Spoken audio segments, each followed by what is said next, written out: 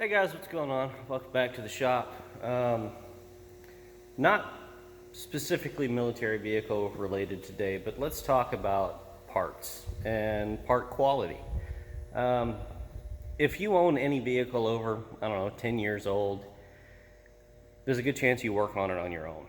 And if you work on it on your own, there's a good chance you've got pretty good experience with a large array of aftermarket parts, because once the vehicle is more than 10 years old, it gets kind of hard to find OEM parts anymore. So you end up buying stuff from imported companies, Chinese made stuff, even quality name stuff like Moog and say Borg Warner. A lot of their stuff is made overseas anymore. And if you've noticed in the past, I don't know, 8, 10, 12 years, it's getting harder and harder to find replacement parts, even from brand names, that actually fit and work. I'm working on Erica's Dodge now. It's in the shop, and see there's a creeper there, and see there's some oil on the floor there, and I'll get to that in a minute. I replaced the dash in this truck a few years ago, and the dash cover, that's a common thing with the second gen Dodge trucks. They bust up, they crack. Yeah, the dash covers, you see, it doesn't fit perfect, but it fits, and the color isn't too far off. But I replaced the bezel at the same time, and you look here, it isn't even close to lining up with some of the stuff. Like, I mean, come on, really?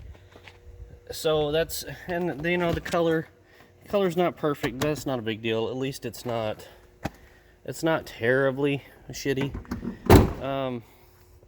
But then you've got other stuff, like, I just decided, somebody backed into this bumper, I guess, at Walmart or something, and they pushed it back an inch or so, and it ended up knocking a hole in the transmission cooler. In fact, here it is over here. Say it pushed the bracket into it. This is the bottom. I don't want to turn it over because it'll pour fluid out, but yeah. So I had to replace that, and I figured, well, at the same time, I'll go ahead and replace the 20-year-old transmission cooler lines, quick connects. So we got 2 new ones from XDP, where we ordered the replacement OEM cooler from.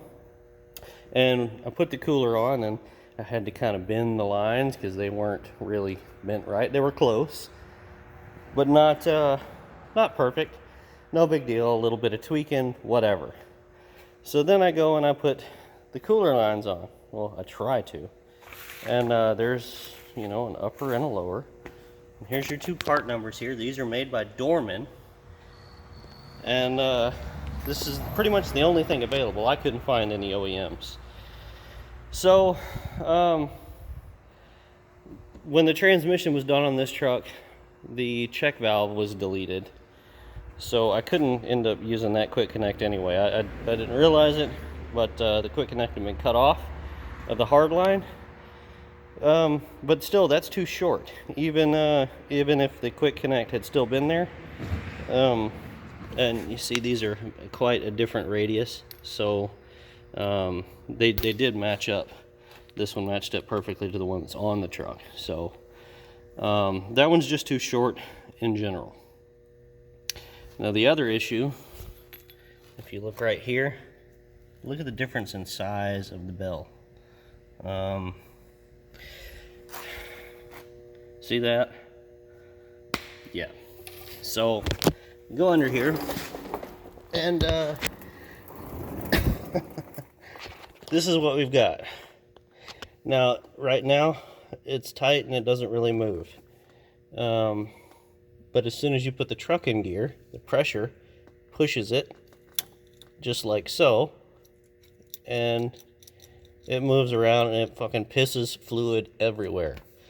So what it is the tabs in there for the quick connect portion are too short to actually keep it fully seated up where it needs to be, from the lip on the line. and there's nothing you can do about that. You can't extend the nose of the hard line to take up that slack. So it's just a poorly designed and manufactured part. And you think they care? No, because they're going to sell thousands of these, and they're going to go, we don't take returns because it's been installed. So what do? You just get screwed. So what I'm going to end up doing, and this was like I think this was a $28 line. One of them was $20, one of them was 30, if memory serves. So I'm going to end up taking this off because it's just hose clamped on the other end, factory. That's how it goes. Yeah, and I need to do something with that hot cable, but I had to take the whole bumper and everything off to replace that cooler last night. So, and there's a hurricane coming in later today, so I wanted the winch back on the truck in case we need it. But this is totally unacceptable for an aftermarket big name supplier, Dorman. I'm calling you out here. This is bullshit. You need to fix your stuff. I've never had one of your products that fit that poorly. Now, a lot of Dorman stuff isn't perfect, but it works. This is just unworkable. You cannot have transmission fluid leaking.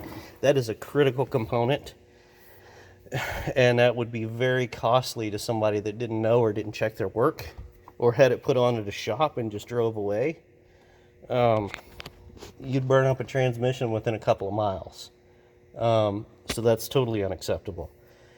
You guys out there that have these Dodge trucks, these second gens with automatics in them, you need to keep in mind that the Dorman lines are not going to work for you.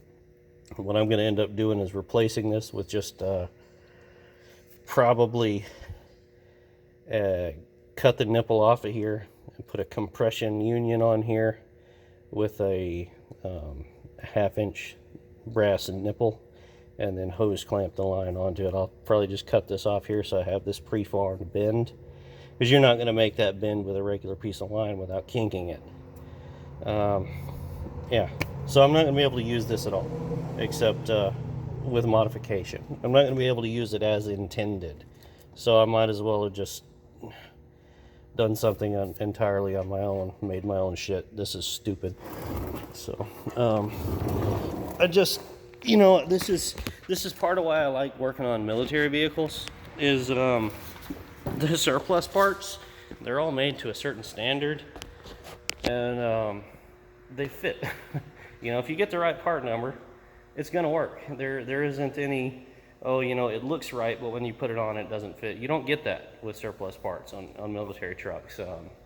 Even a lot of the New Star stuff. Yeah, it's made for a Korean copy of the US truck, and it might be metric, but it's going to be like a 0.5 millimeter different or something in some way or whatever. It still fits. It works great. So, I mean, if they can get it right, why can't anybody else? Put the effort in. You guys put millions of dollars into tooling and stuff. Put the effort into making sure the damn part actually fits. You'll have a lot more happy customers and repeat customers that way, instead of people that just get fed up with your company and buy something else or fix it on their own, like I'm going to have to do. So, not bitching at you guys at XDP. If you guys ever see this video, probably won't, but you guys need to know that the products you're selling are not going to work for your customers. Yeah, thanks for watching, guys. Appreciate your time. I hope this is helpful to you. I know this isn't military truck stuff, but I try to do a little bit of everything. If I'm doing something, I'm going to show you. So like and subscribe if you would, please. Share the video. People need to know this stuff. So if you guys are on social media groups and different places that this stuff would be useful, share it. Helps me out, will help other people out. Please check out our sponsors in the description below. They help me do everything around here. And we'll catch you on the next one. Later.